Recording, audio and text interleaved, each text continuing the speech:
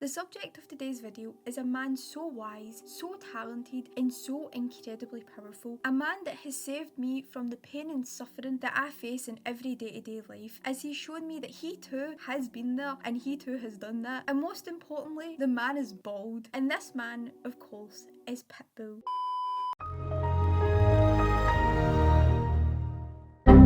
Now, whether you're a Pitbull stan or have absolutely zero taste in music whatsoever, we can all acknowledge the fact that Pitbull is an absolute god that has had such an incredibly huge impact on our society. He dominated the 2010s with his iconic and breathtaking pieces of music. The man was absolutely everywhere and collaborated with some of the biggest artists in the entire world. Now, these artists have even gone on record saying that having the honour to work with the bald god himself was one of the greatest achievements of their careers. However, it isn't just Pitbull's music that has made him the cultural icon that he is today. His ability to impact internet culture without even trying is something that absolutely fascinates me. So in today's video, I'm going to go through the life and career of Mr. Worldwide, and I'm also going to touch upon the impact that he's had on internet culture as well, so that we can all truly appreciate the incredibly positive impact that the king has had on all of our lives. Before we jump into Pitbull's actual career, or the eras of Pitbull if you will, I thought it would be cute to go through like the history of Pitbull, like to just kind of see how the bald god came to be, you know. Mr. Worldwide's government name is Armando Christian Perez, and he was born on the 15th of January 1981 in Miami, Florida. Now, fun fact, the reason why Pitbull actually calls himself Mr. 305 is because 305 is the Miami area code, which is just so incredibly iconic of him. Now, Pitbull's family life, from what I read and what I research and stuff like that, was actually very sad. His parents got divorced in 1985, and this resulted in Pitbull having to move quite a lot as a kid so that his mother could find work. Now, if you watch Pitbull's interviews and stuff like that, it's actually so sweet how he talks about his mom and about women in general, because he's such a distinguished gentleman. I love to be surrounded by powerful women. A woman is what made me a man. I was raised by a single mother. Very strong women in my life, so yes, I love it. However, at the age of 16, he found himself being caught up in some not good ways of getting money, if you catch my drift, and this caused his mother to kick him out of the home. Now, during this time, Pitbull began to develop a passion for hip-hop music and would spit some serious bars whenever he could. You may be wondering, where does the name Pitbull even come from? Why did my guy name himself after a canine? Apparently, from what I read, Pitbull decided to call himself Pitbull as someone compared his attitude within the music industry to that of a Pitbull, which, if you didn't know, is a breed of dog that is stereotypically said to be very like aggressive and stuff like that. So he's basically saying that his attitude in the music industry is that he's very determined and very aggressive in a good way, like if that makes any sense. I don't know if that made any sense, but that's why he called himself Pitbull. Now, in 1999, he graduated from high school and began his mission to become Mr. Worldwide. Now, Pitbull has in total 11 studio albums. Now, these are the Pitbull eras, if you will. I'm not gonna lie, I didn't really know how I wanted to structure this part of the video. So what I've decided to do is to go through each one of his albums and talk about the different eras. And I'm just gonna tell you kind of what was happening in Pitbull's life during the time. I'm gonna go through starting with Miami and then ending with Trackhouse, and I'm just gonna tell you everything you need to know about each one of these Pitbull eras, and let's just get into it. Now, this was Pitbull's first ever album, or his debut album, if you will. Now, this masterpiece was released on the 24th of August 2004, and on the US Billboard 200 it peaked at 14. However, on the independent album charts it actually debuted at number 1, which is so iconic of him. Like, what an absolute king. There were a total of 4 singles released for this album, which include That's Nasty, Back Up, Toma and Damn It Man. Now, something interesting about this album as well is that DJ Khaled actually helped with the production on the album, which is just so random, like what? Anyway, moving on. Now, this was the second album released by our Lord and Saviour. It was released on Halloween of 2006. The album also made an appearance on the US Billboard 200 charts, in which it placed 17th. However, just like Miami, the album debuted at number 1 on the US Top Independent Album charts, becoming Pitbull's second number 1 on this specific chart. Right, I pray that you forgive my pronunciations of these songs because I'm going to butcher them, but the first to come out of this was Bonjango's A Chico, Dime and Be Quiet. this is Pitbull's third studio album, or his third era if you will. It was released on the 27th of November 2007, and unfortunately DJ Khaled did not help to produce this album. However, the album had a feature from Jason Derulo, which is still very, very sad. This did not cheer me up. Jason Derulo, get the hell out of here. Why is this man everywhere? Why won't this man leave me alone? Jason Derulo like lives in my walls or something. TikTok used to be just a dance app, and it wasn't until I started to introduce other things that it became the app that it is today. Now, on the Billboard 200 charts, it debuted at number 50, and the highest that this album peaked on any charts was on the top rap album charts, where it peaked at number 2. Now, the singles to be released from this era include Go Girl, The Anthem, Secret Admirer, and Sticky Icky. A fun fact about the song Fugo, which was on this album, is that it was featured in the game Madden NFL 2008. So that's pretty wholesome for Pitbull, you know, get that bag, my guy.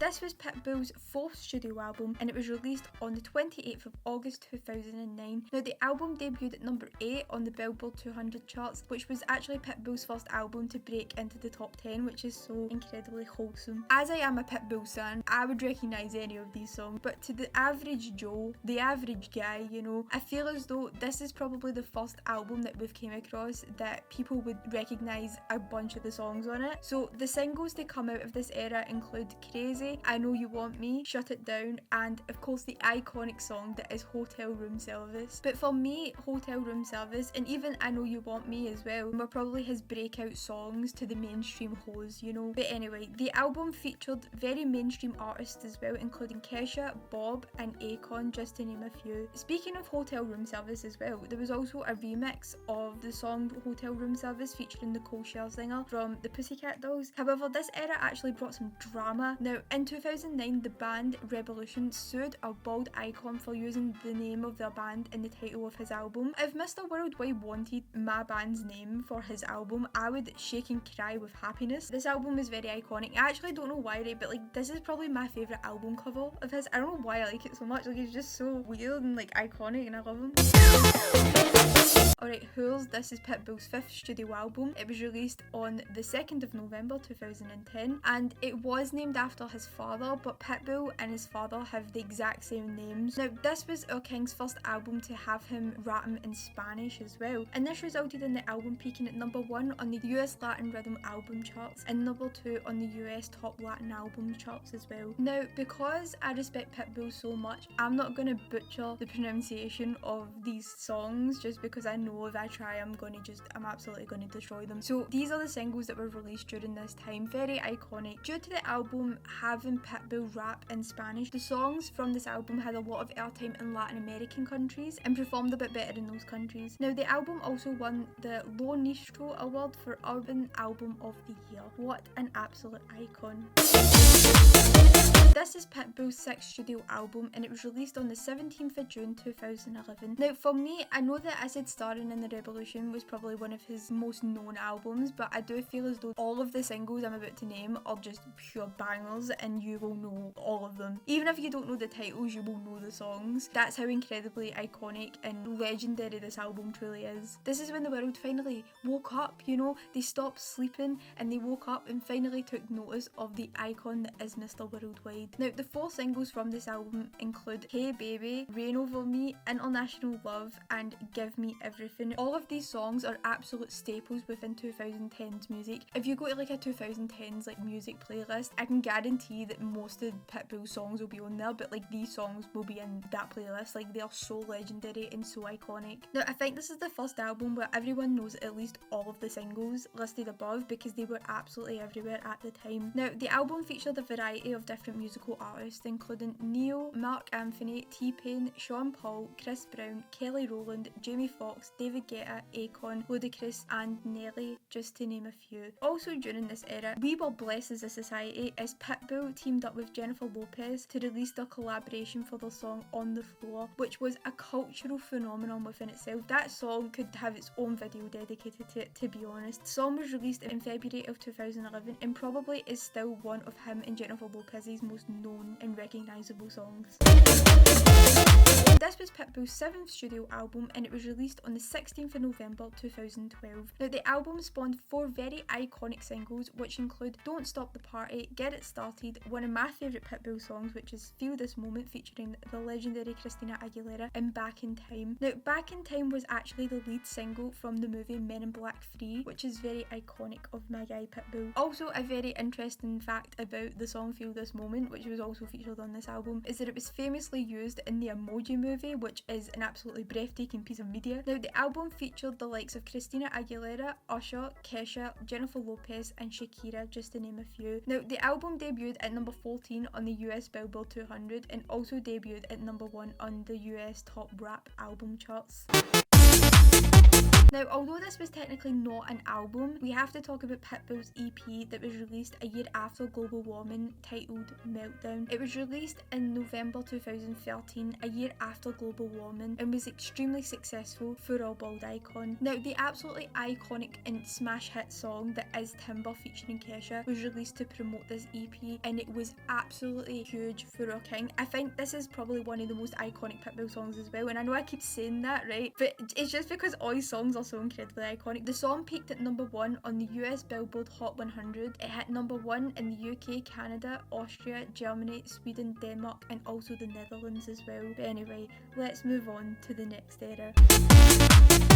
This was our Lord and Saviour's 8th studio album and was released on the 21st of November 2014. Now the album debuted at number 18 on the US Billboard 200 and this album changed lives, it saved people, it gave us hope and stability within our sad, pathetic lives. Thank you so much Pitbull. And this is because it gave us incredibly breathtaking music including Wild Wild Love, Fireball, Time of Our Lives, Fun and Drive You Crazy. Now the album featured many artists who had the absolute privilege and the absolute honour of getting to work with Mr. Worldwide, Mr. 305, and these lucky bastards include Sean Paul, Neo, Jason Derulo, Juicy J, GRL, BB Rexa, and of course Jennifer Lopez. Now during this era, Pitbull released the song We Are One featuring Jennifer Lopez and Claudia Letti, which was the official single for the World Cup in 2014. As well as this, Pitbull also during this era done something that is probably one of my favourite things this man has ever done, right? He basically released this song called Celebrate, which was the lead single from the Penguins of Madagascar movie. Now, not only is this incredibly iconic by itself, but Mr. Worldwide filmed a music video and done interviews for the song to promote it. He was really into it as well, like he was really into it, like the music video is so incredibly breathtaking, like it is my favourite thing in the entire world, like I love him so much. Another thing to come out of this era or this album is that the song Sexy Beaches was used in a campaign to get more tourists to visit Florida, which is of course Mr. 305's home state, so it's quite cute that it's like a full circle moment for Pitbull, and the video was published to the Bald Man's YouTube channel in July of 2016.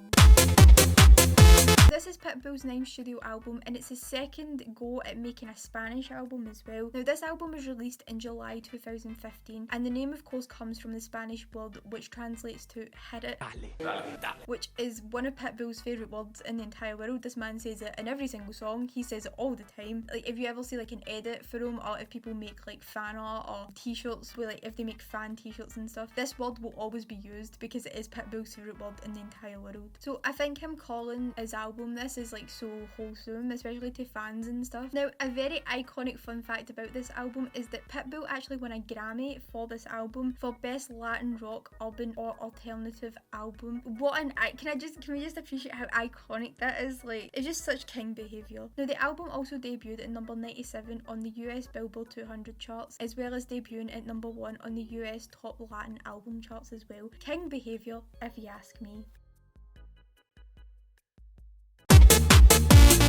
So this is Pitbull's 10th studio album and it was brought to us on the 17th of March 2017. The album came with 4 singles including Messing Around, Greenlight, Options and Better On Me. The album featured again many hoes who Pitbull gave the honour of letting singing alongside him, and this includes Robin Thicke, Flo Rida, Ty Dolla $ign, Jennifer Lopez and the man that will not leave me alone, Jason Derulo. Now the album debuted at number 29 on the US Billboard 200 charts and also debuted at 12 on the US US top rap album charts as well. Now also during this era, our Bob King blessed us all as a society by giving us an album with his greatest hits on it, so that we could all as a society look back and thank our king for the musical bliss that he has given us over the years. Now this was released in December of 2017 and included 2 new songs called Jungle and Locas. Thank you so much, Pitbull. Pitbull's 11th album was released on the 27th of September 2019 and was unfortunately our king's flop era, right? We let him down. Oh my god, we let him down. I'm so sorry, Mr. Pitt. The album featured a variety of different artists including Becky G, Blake Shelton, Daddy Yankee, Flo Rida and many more. The album didn't manage to enter any major charts in any countries. It did manage to debut at number 12 in the Billboard Top Latin Album chart. This could be considered to be Pitbull's flop era, if you will. And this could be quite sad for Pitbull. However, you need to remember that Pitbull has released like 11 albums at this point, right? My guy probably doesn't even care. Like he's loaded and has so much success, so I don't think he's going to be shaking and crying about it. He's in it for the beauty of producing music and the light of creating sound that helps everyone through their day-to-day life. But this was his flop era, I think.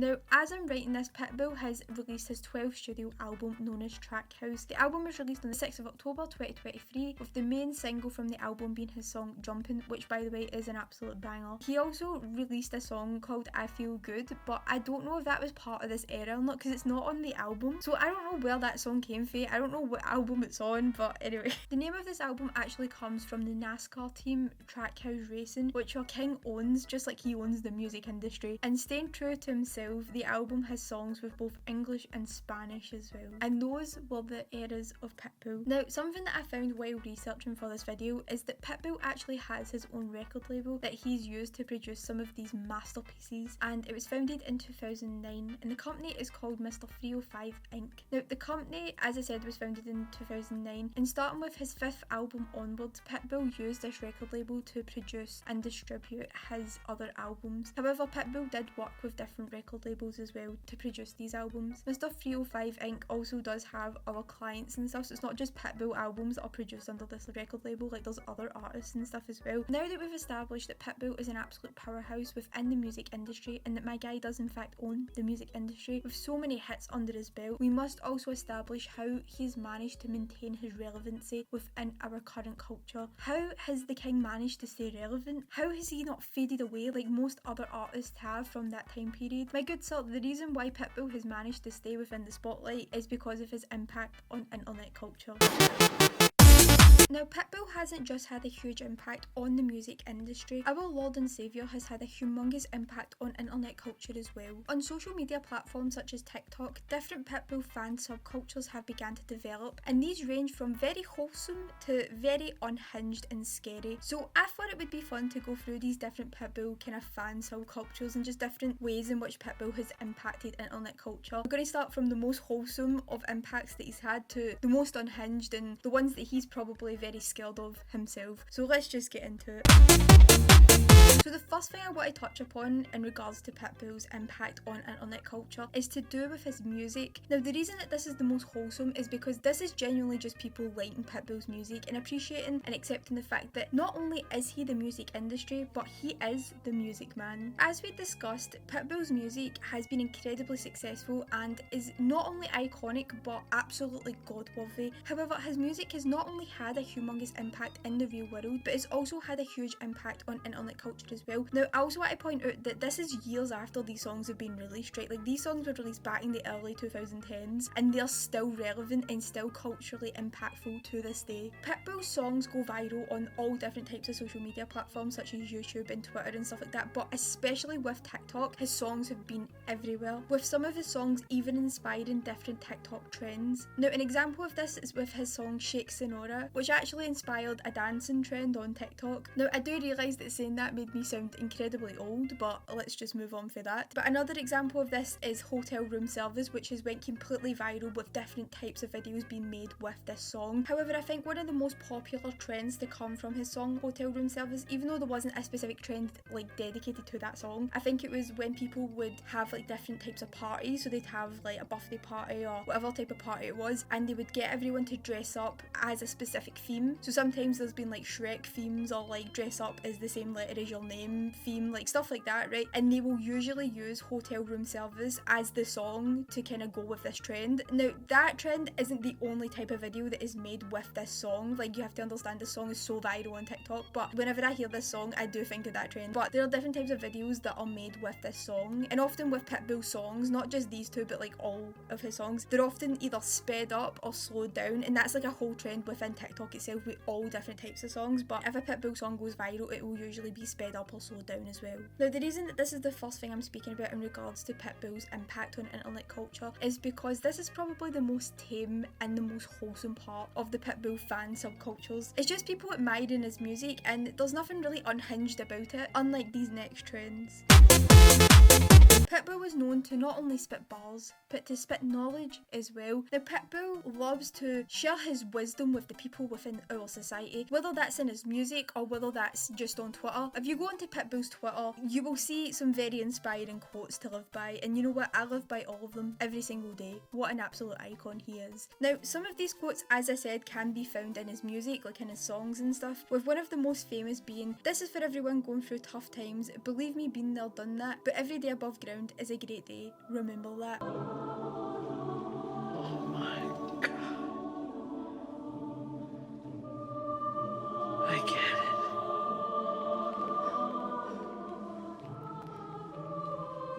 I get it.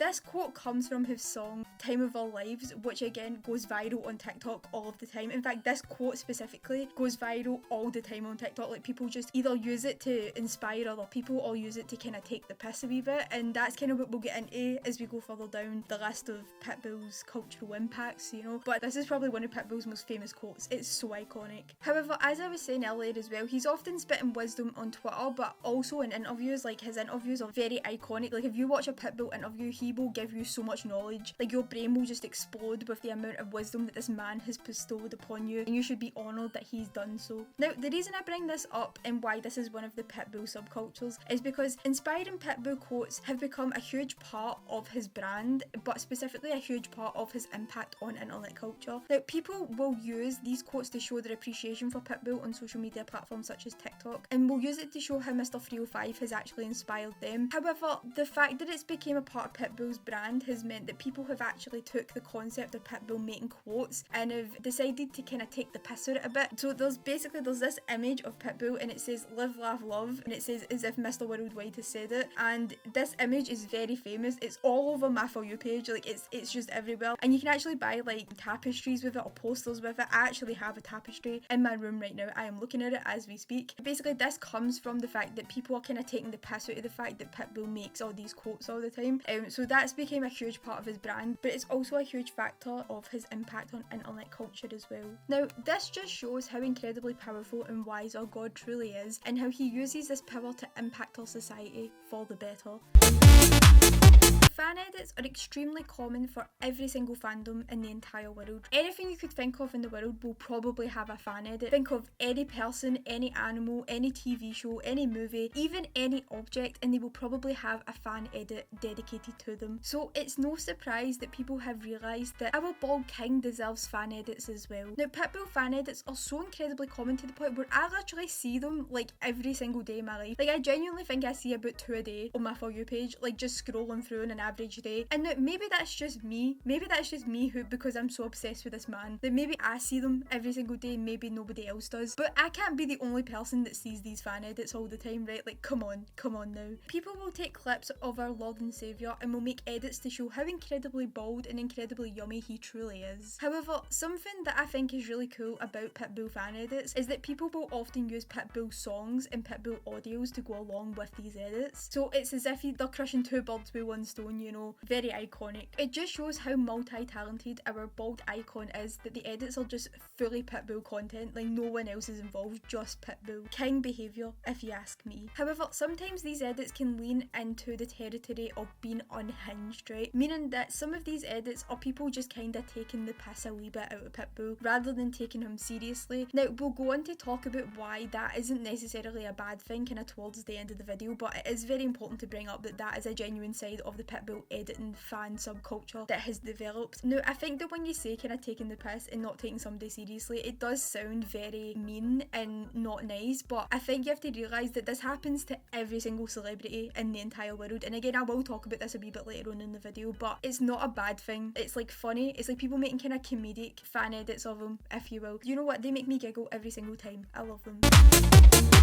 Now, like the fan edits, dressing up as a famous celebrity, a musician, or even a character from a piece of media isn't uncommon at all amongst fans. You've got people that do like cosplay and people that do like celebrity impersonations where they will put makeup on to make themselves look physically like a different celebrity, or they'll put different clothes on to make them look like a different celebrity. So it's not an uncommon thing at all, right? This isn't like uncommon or weird at all. It's a thing within fandoms that people do. Even dressing up to go see a concert is a very common thing. I think we've seen this most recently with celebrities like Taylor Swift or even Beyonce as well, where people will dress up as them or like recreate their looks and stuff like that. So it's not necessarily that weird that people do this, right? Like, so I kind of wanted to put that out there. Like, it's not an uncommon thing for people to do this. It's just with Pitbull, it's a bit weird, right? And it's a bit funny, and I'll explain why.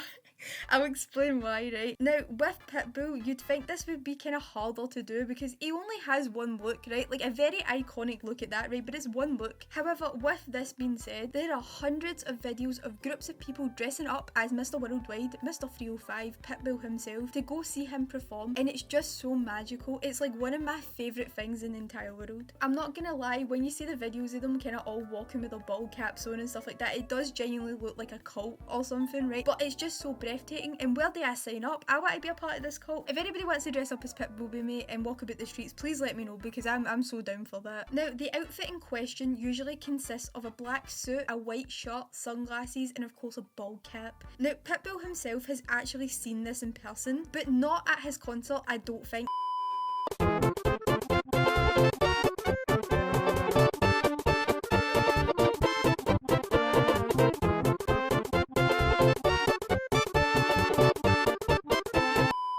There is this video on TikTok where Pitbull is said to be showing up to someone's school to do like a talk in front of all these students, and so these icons basically decide to dress up as Pitbull. So there's like a group of them and they sit in one of the front rows of this kind of talk that Pitbull's doing, and in the video Pitbull actually notices them and like kind of has a little giggle and stuff like that. So he's fully aware that this happens and thinks it's funny, and you know what, that's just so iconic of him. Also on Halloween, it's became a trend over the last couple of years that people will dress up as Pitbull, but in large groups. So it's like a large group of people will just dress up as Pitbull, kind of like how large groups of people have been dressing up as the Lorax. People have been dressing up as Pitbull or just other bald celebrities, and I think it's just so iconic, and I appreciate the fact that we're giving such love and admiration to the bald community. Now, like the edits, this crosses the line into people kind of making this a bit unhinged, because I think there's no reality in which this isn't unhinged. As I said, kind of with the edits and stuff like that, it does kind of lean into that kind of territory of people kind of taking the piss and it being a bit more comedic than it is people kind of taking it seriously. This whole trend, although it is very unhinged, it is quite wholesome that Pitbull knows about it and thinks that it's funny, so you know, it's not that bad. It's not that bad.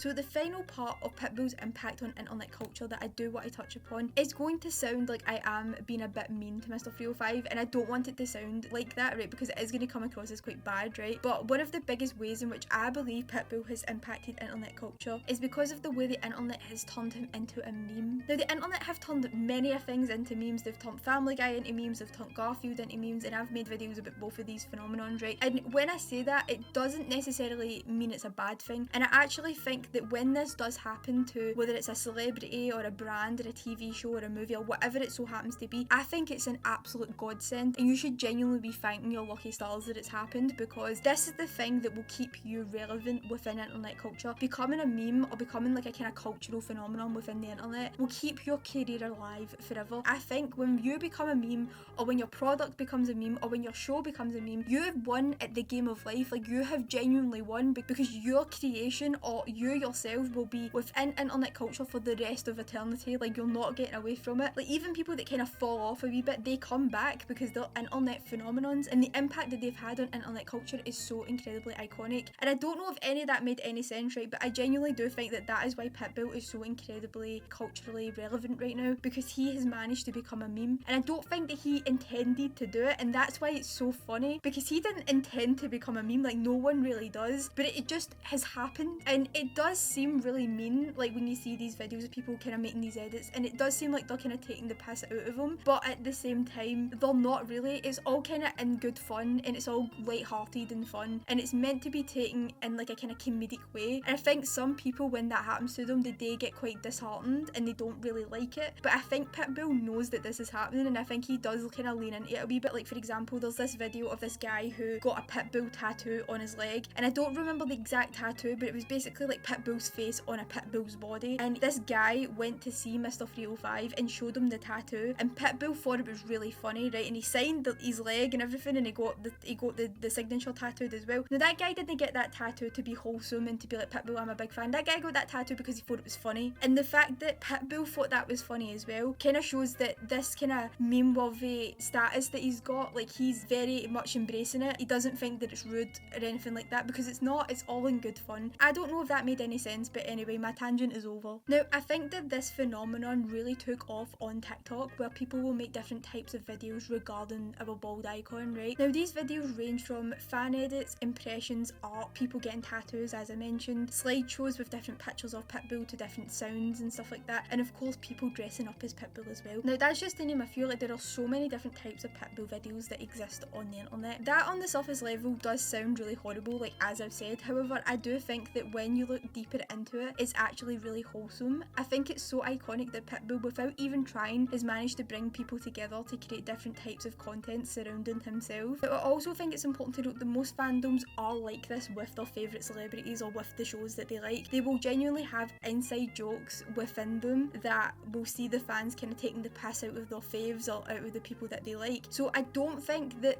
the way that people kind of take the piss out of Pitbull, I don't think it's malicious, like, at all. I genuinely do think it is very light-hearted, and that people having a fun time and having kind of inside jokes within the Pitbull fandom. That's why it's the most unhinged of the Pitbull subcultures. Like, to kind of try and sum up what it is I'm trying to say, Pitbull's fans' way of having a little giggle with him is to kind of take the piss out of him in a playful way, if that makes any sense. Now, I don't know if any of this segment has made any sense at all. If it hasn't, I'm very sorry. You can come and slap me if you want. But anyway, let's move on. I think with this video, I just wanted to highlight how iconic Pitbull truly is. His music has helped to heal and inspire our whole society over the years. The fact that he's managed to stay so relevant within our society, with a culture that chews up artists and spits them back out again, is absolutely extraordinary. But there is one thing I want people to take away from this video, and it is that Pitbull is a bald icon.